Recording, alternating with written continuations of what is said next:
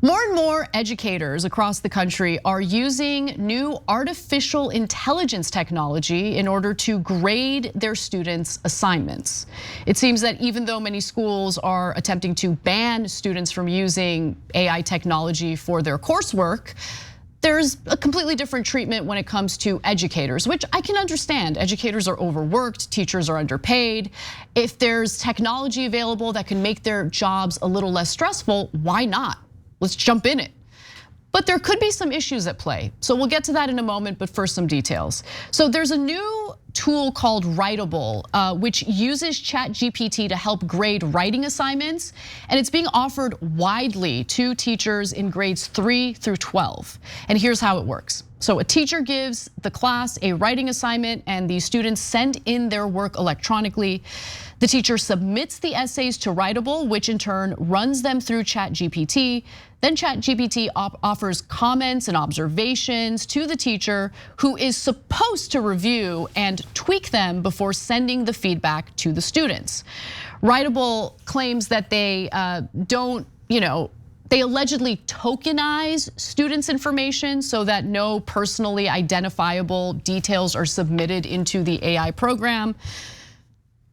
If you want to take that at face value, okay, that's what they claim. And this is gaining popularity. So Writable, which is billed as a time-saving tool for teachers, was purchased last month by education giant Houghton Mifflin Harcourt, whose materials are used in 90% of K through 12 schools, okay?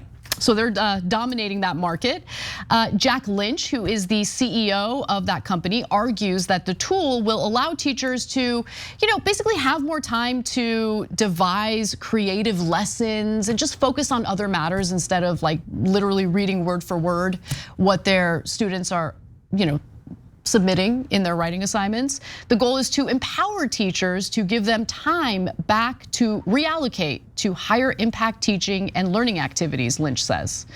And it's not just Writable, there's a bunch of other companies now that are popping up that are similar, including Crowdmark, EasyGrader, Gradescope, Gradescope and ChatGPT directly.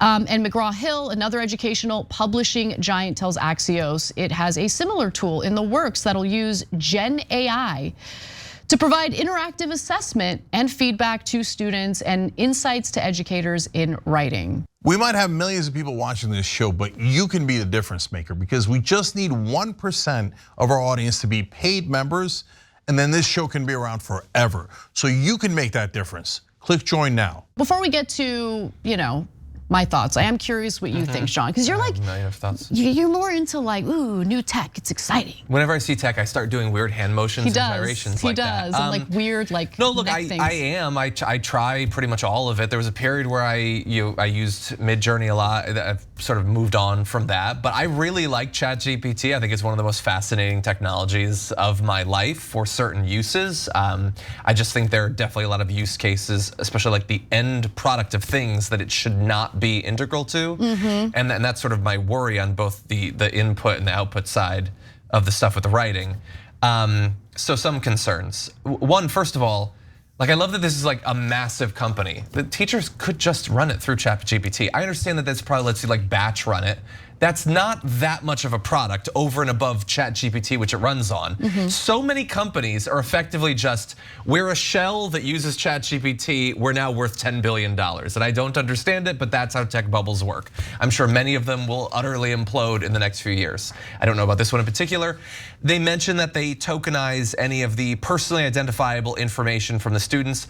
That is, at least for me, and I can't speak for the students or their families, the least concerning part of them using what's being submitted. I don't know. Like what little Jimmy wrote this. Oh no, they know it's Jimmy. What do I care? Like they're not. I know, but it's data about minors being submitted to a private corporation. And as we've learned from many data breaches, private corporations do not invest enough into the security, the online security of their product. And like, every single one of them always make the same claims. Like, oh, no, it's all about the metadata, man. No, we're just tokenizing, man. Or no, we use encrypted technology. Your data is totally fine. And then Adam Schiff finds that to be very convincing.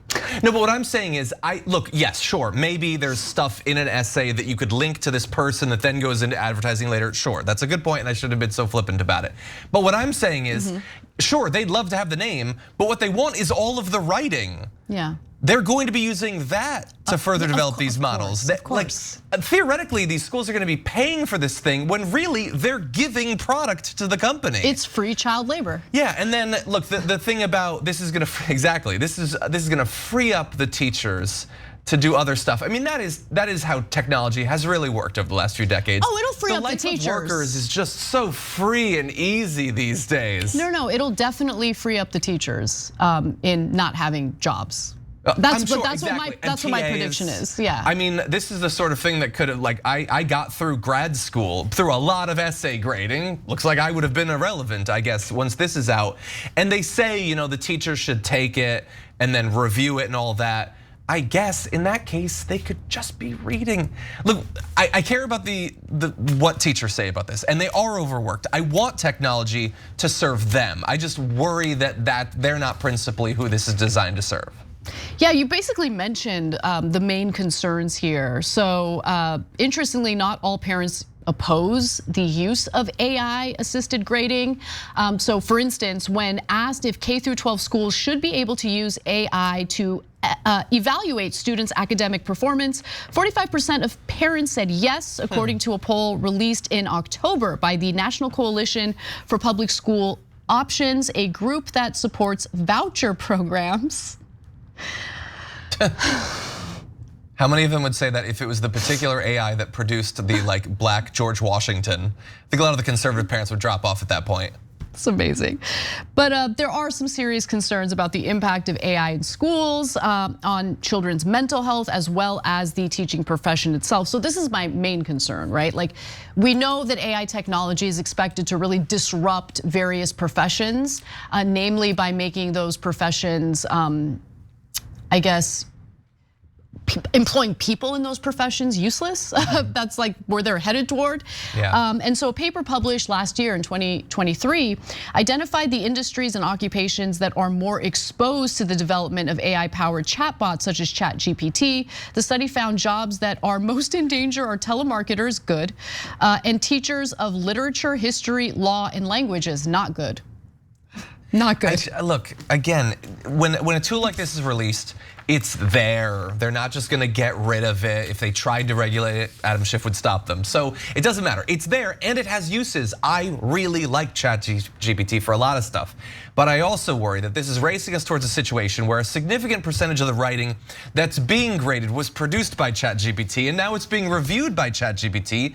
It feels like how so much of Facebook is now stuff being posted by AI and chatbots are liking it and commenting. It just feels like humans are being pushed aside, not even just in terms of individual workers or industries, but like all of what's being produced. It just feels like it's bots from top to bottom. And I feel like we need to put our foot down, our human fleshy foot down and say, no, we're not gonna be pushed to the side. This planet is ours. Okay, I have to say, bots from top to bottom is a great porn name. And you used the word fleshy in that rant you just went on, and I'm just like, what do you have on your mind right now, John? Okay. I don't know, but I kind of want to have AI write that story now. Oh my God. Or maybe Sora could produce video, I don't know. You should ask ChatGPT to write a porn plot, okay, with the title "Bots from Top to Bottom." I'm so curious what it'll come up with. I'm super uncomfortable because I was focusing on the first part of that title rather than the last part, but now I'm, anyway, okay, hold generally on. It doesn't do a lot of porn, but. And then next Wednesday for our bonus episode, you should share it for our members. I'm gonna talk to HR about your idea that I write and then read pornography live on the show. Hey Dave, can you get in here?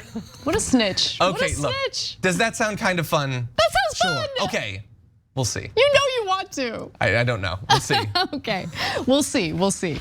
But anyway, look, I try to be calm about technological advancements that are thought to be and predicted to be disruptive. I mean, everyone panicked when the radio came out. Everyone panicked when television was developed, like the internet. These are disruptive technologies, but we're okay. right? Everything's gonna be fine. Yeah, look, I think it is very easy to overreact to certain technologies, but sometimes technologies are uniquely devastating. True. You know, like freaking out over the bow and arrow, I don't know. Freaking out over the hydrogen bomb, probably merited. Worth it, definitely worth it.